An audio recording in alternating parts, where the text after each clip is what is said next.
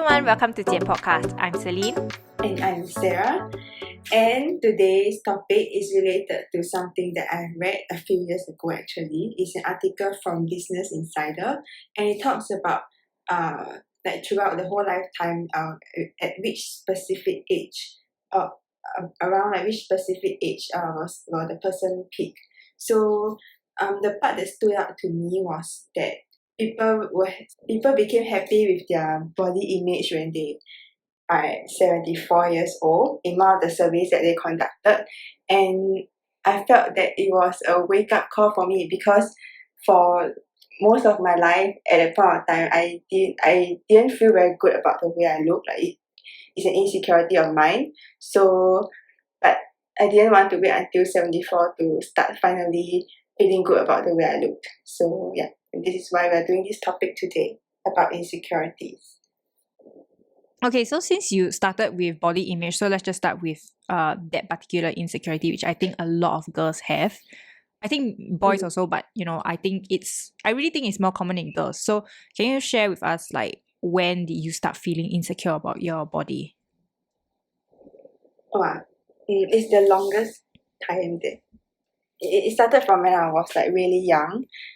Because I was overweight when I was young, so you stand out from the rest of your peers, and especially during the height and weight check, for PE lessons, then my numbers were bigger than the rest of my classmates, and I realized that I was different. Compared to my friends. But your weight is genetic, right? It's not because you were eating like a lot of sweets. Because a lot of kids that were overweight last time they were overweight because they like to eat sweets, they like to drink like soda, that's why they became overweight. So was that the case for you? No, I didn't. I actually did a DNA test, right? I'm supposed to have a lot of lean muscles. I'm not supposed to be fat, genetically. So it's really a lifestyle thing. Oh, okay. But other than my weight, I also had freckles since I was really young. I think this is the genetic part, because I had them since in primary school, so it's definitely not because of sun damage. I don't think it's because of sun damage, and my classmates didn't. So I just look different, and I feel that the freckles make my face look dirty. So these were the main two things that I was insecure about, like growing up. And so with these two together, right, I felt ugly about myself, and it became worse like in secondary school, when I felt that my classmates who were prettier were treated nicer by boys. Yeah. And it just perpetuated my insecurity lah. I don't think they did it on purpose. I mean, because you think about it right now, we are also biased towards better looking people. So what I did to make myself feel better, right? When I was around 15, 16, when I first started using makeup, I keep trying to conceal my freckles, because I really, really didn't like the way it looked. And I even tried to remove some of them, but it came back. Yeah. And the way I remove it, I wouldn't recommend it to anyone. It's not medically approved. I don't think it's medically approved. It's when they use this needle that is hot and vibrating to like burn off the skin, the top layer of the skin.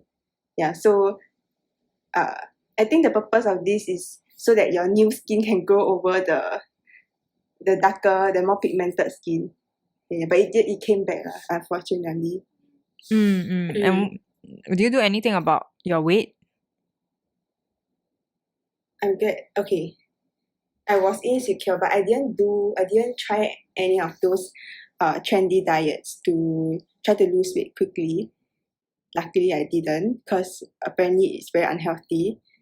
When I was in secondary school, I was not very, very insecure about my weight, but I did get comments, even though back when I was in secondary school, I was quite skinny. Boys would tell me like, you're very, you're very fat, you still eat so much. Because when I was in secondary school, I loved to eat like the zap cai peng.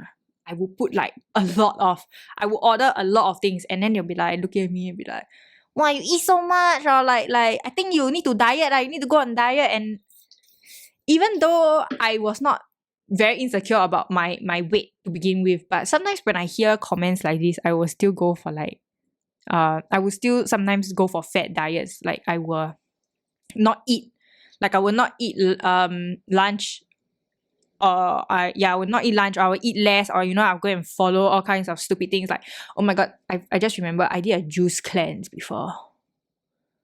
I did a Is it at the Beyonce one? No, it's like you order I cannot remember at the time when juice cleansers were a thing, right? Then you order like a box, and then it was like the most disgusting thing I ever tried, and I never finished that juice cleanse. But I also did try to do this type of things last time. But do you think actually like the social movements on body inclusivity made you feel better about yourself? Yeah, I think it did. And I would have been really grateful if this movement happened when I was younger. So it happened when I was maybe in poly or in uni, around that period. And it actually made me reflect about the thoughts that I had regarding the way I look. And I realized like I didn't want to continue feeding this kind of negativity to myself. And I definitely don't want to wait until 74 to look good again. To feel good about myself, sorry. So, okay, since I shared my story, what about you? Is it just the diet thing only? So actually for me, looks is not my biggest insecurity. My biggest insecurity has always been my studies. And I'm not bad at my studies. I mean, if I compare myself to the national average, but when I was growing up, I was always surrounded by people who were much smarter than me. So when I was in primary school, I was in a very famous primary school. And when I got into primary 6, which is the last year of primary school, I got into the top maths class. And when I was in my main classroom and they were reading out who got into the top class, I was very surprised that my name was at the bottom. And I actually thought that it was, I heard wrongly and that I was not meant to be in the class, because my name starts with C and my surname starts with L. So if anything, I'm usually at the top of the list. And I realized that it's because they actually name us, they organize the list according to our marks. So if you are at the top of the class, if in primary 5 to primary 6, you got the highest score for your final exam, your name would be at the top. And for me, my name was right at the bottom. So everybody, every day while taking attendance, everybody will be reminded of their spot in class. Oh, wow. Is it only for math or like for every subject they will do this only kind of ranking? only for math. For some reason, only for math they would rank you and let you know very clearly where you are. And I don't know why after they let you in the class, they don't like rearrange to like alphabetical order like they normally do. They just decided to leave the attendance as highest to lowest. So I think it's like they rank in the Excel sheet, right? Then they maybe split into 40 parts. Like maybe 40 or depending on your class size. Then they just print out like that. I think they probably did that. Yeah, that's why I was very surprised, because why would you do that, right? So that was like the first one of the very clear memories I have of very obvious comparison. I've always not been very good with math and science, and so when my PSLE results came out, I actually got pretty high. I got like above 250.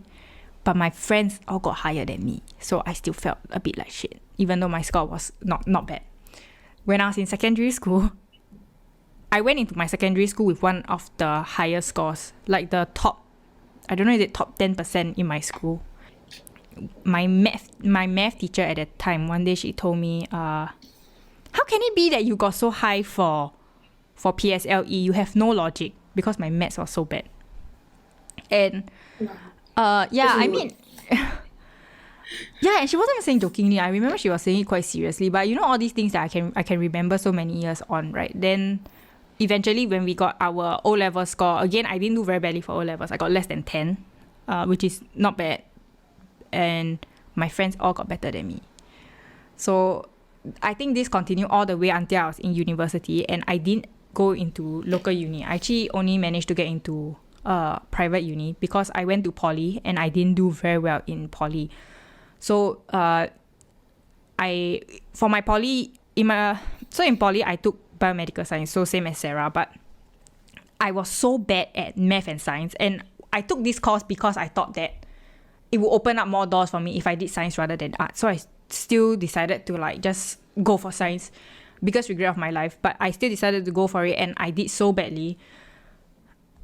I was struggling through my poly years, and a lot of my classmates were very mean about it. I graduated with like about 3.4 GPA, which again is not horrible, but it's just that everybody else got better than me.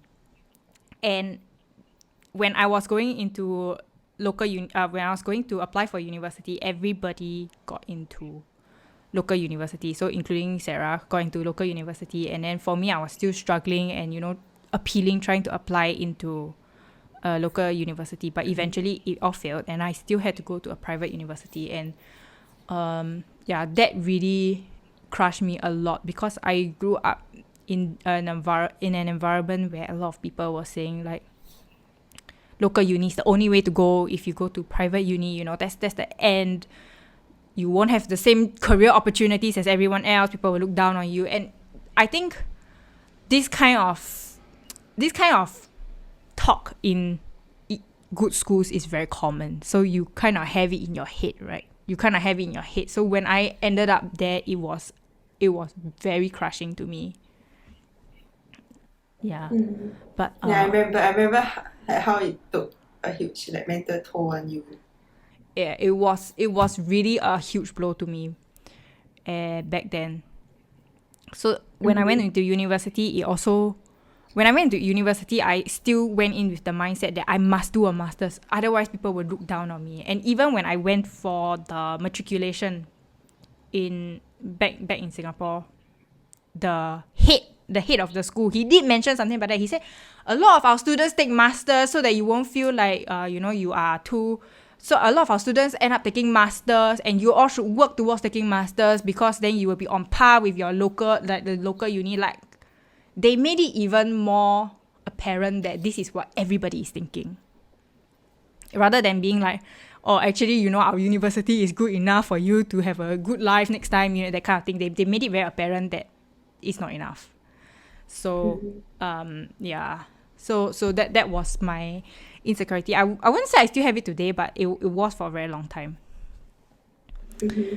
But so, like, how do you feel? Because recently I've been seeing videos about how people talk about you still can succeed in life if you don't take the conventional educational routes, education route, sorry. And I've seen videos about how people talk about their private uni and local uni experience. I think the main point of the video is to try to like reduce the stigma against this private uni thing. So do you feel like it helped you? Because for the body inclusivity thing, right? It helped me because I felt that the beauty trends change.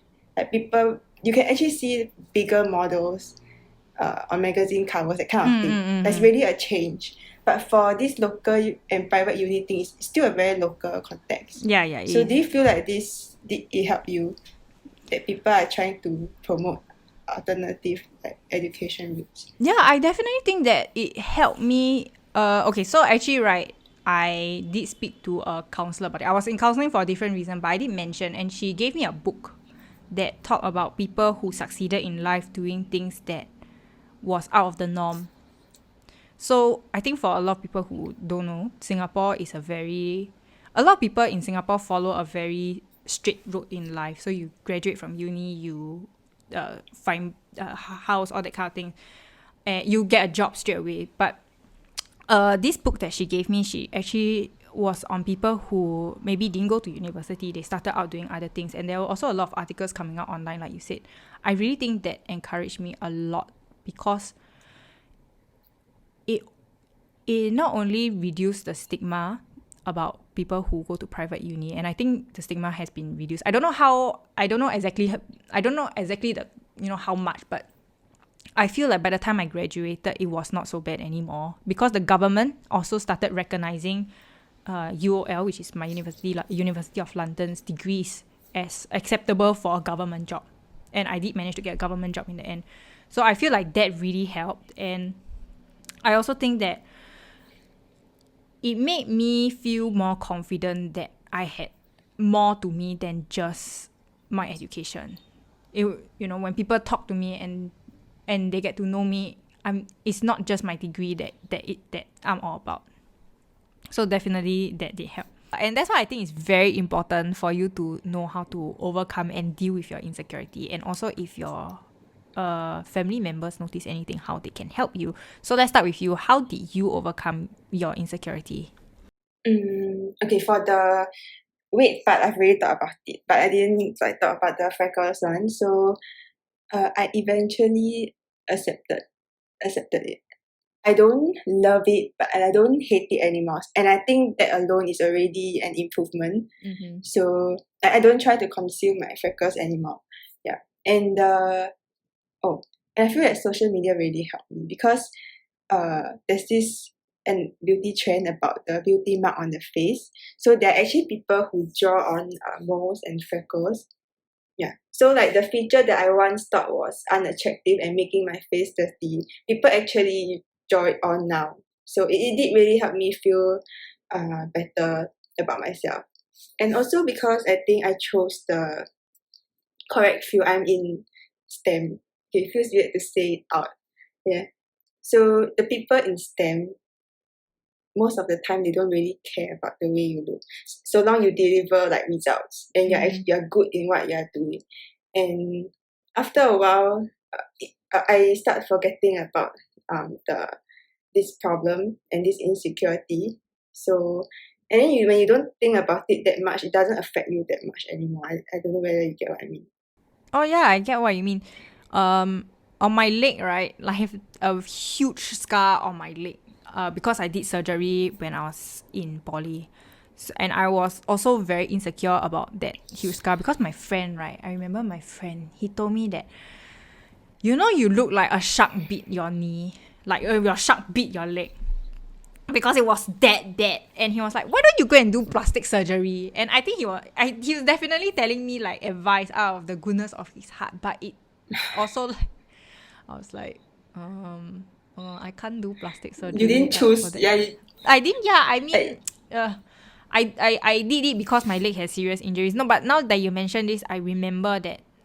That was one thing that I was very, very, very conscious of. But somehow, eventually, right, I just forgot about it because I could not be bothered to cover it up. So I know this woman, right? She scalded her leg when she was younger. So just from her shin, like half her shin is like hot water burn kind of look. And for the rest of her life, even though now she's a mother and she's an adult, like in her 50s, it's not my mother, but somebody else's mother. She okay. always Thanks for the wore. clarification. Yeah, no, I mean it's not. Yeah, but anyway, she always wears long pants or long skirts because she's very afraid that people will see the mark. And I remember just hearing that, and I was like, I can't imagine what it feels like to be so conscious about what people think that you would. Every day when you're choosing what to wear, you would consider that, even though it happened so many years ago. So one of the examples that I was thinking of when I was thinking of this topic was Karen Carpenter. So I don't know if everyone here has heard of her because she was a singer in like the 70s, and she was a very, very famous singer at the time. So she sang things like Close to You and Top of the World. I think a lot of people have heard of the song. Not everybody will know who she is, especially our age group. So unfortunately, she was very, very talented and very famous, but she died because of anorexia, and she died when she was like 36. She thought that she looked fat from a photograph someone took on her when she was on stage, even though I think she was only like 50 kg at most. And it just made me think, it's just a very like stark example of how your insecurity really can destroy your life if you don't learn to control it. when we are talking about dealing with insecurity, sometimes it's very difficult to do it alone. So do you have someone help you, or do you wish that someone else, or how do you wish someone could have helped you if nobody did? I don't know. I feel that it's very difficult for someone to help me because I don't even thought about it in the first place. Oh, that's true. I don't. I don't. It's not something that I'll share with people. Oh, I feel very ugly today. I feel very ugly. The kind of thing. So, okay, I really have no clue like how people will help me. I think for me, I definitely overcome it. It definitely helped me that I had a lot of support from my family. My mother, especially, she knew that I was not cut out for the science and math life. So since I was in secondary school, and even since I was in secondary school, she knew that my results for these subjects weren't very good. And then she would say like, it's okay, because not everybody is good at math and science, but you're good at other things. And even my grandparents say the same thing. When I got into private uni, I remember my grandparents were like, they were like, so did you get into uni? I was like, yeah, but I got into private uni. And then they were like, not bad, not bad. At least you got into uni or something like that. I mean, they weren't saying it sarcastically, but they were still so proud that I was going to further my studies.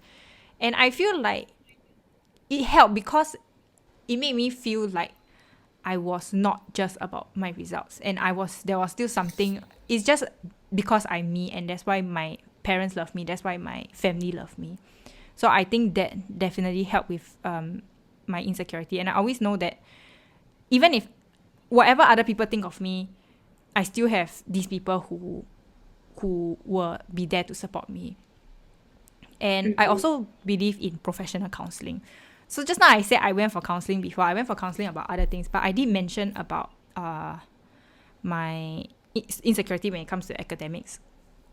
Definitely go for that. I started going for counseling even as a kid because I was getting bullied, and my mother brought me to a children's counselor so that I would not have any I think she was afraid that I get trauma or something, but the thing is I don't even remember what happened. So I guess it worked. So I think if you are struggling with insecurity, it's very good to go to a counselor to help you sort your perspective. They will help you to navigate the situation in a healthy way, and so you don't end up, leaning on alcohol or drugs to cope. So definitely I believe in professional counseling. So you mentioned that like family plays a very big part in helping you get over your insecurity. So what about for like your future kids about this insecurity? I mean, academics, this thing is there's a lot of emphasis on this in Singapore. Oh yeah. I hear like people, right? I was very surprised to know that people actually compare their children to their cousins. Oh, I have friends like that. I have friends whose parents do that. I didn't know. I have friends, yeah. Yeah, I didn't know that it was like a thing, I thought I read it like it was like a old stereotype that people used to do it. I didn't know that families actually do it.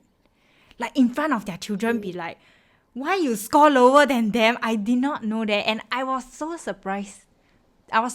Because I was like, what a way to get your children to hate each other. I think they will compare. I think children, when they go to primary school, they will start to compare by themselves. They really start to compare. Yeah. Even without me pushing them, they will already compare by themselves. And I feel like it's more important that you give them a safe place at home. No, I feel like it's more important for safe place, one thing, and I feel like it's more important for me to instill in them the importance of their education. Like why you should be studying and what is the joy of studying. Okay, I didn't have a lot of joy studying, but what is like the benefit of studying, rather than telling them like, if you don't get into the good school, if you don't get into Raffles Girls Secondary School, then you know that is the end of your life.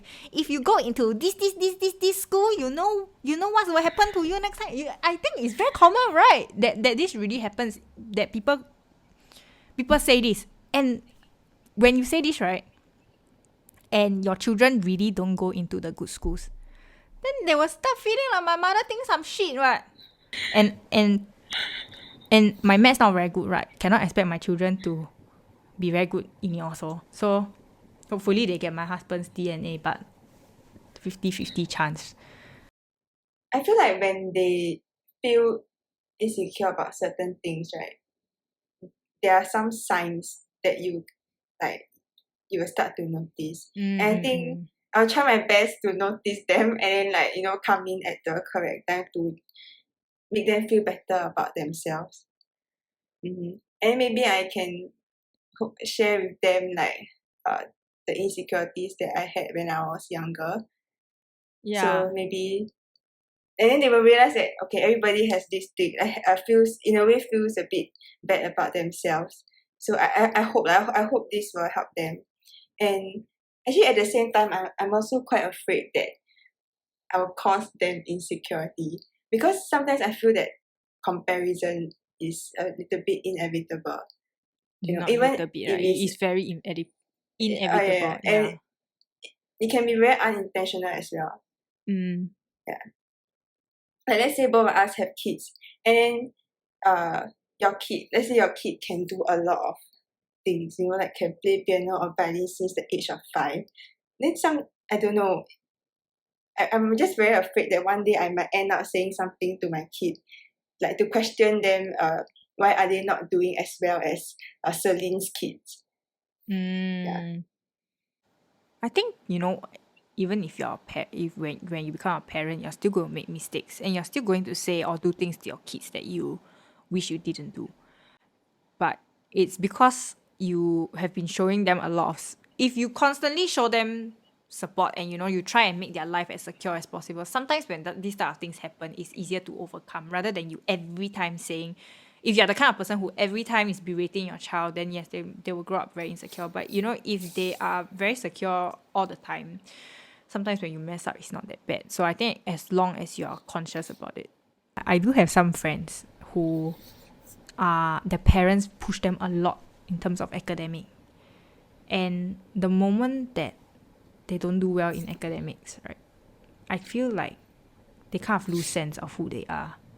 Because they one day realize that I'm not as clever as I wanted to be. You know what I mean? Okay, but I feel like there are a lot of improvements now. Like there's more social awareness about things that actually make people feel insecure, and there are actually groups who are trying to do something about it. So I think in our generation things might be a bit better.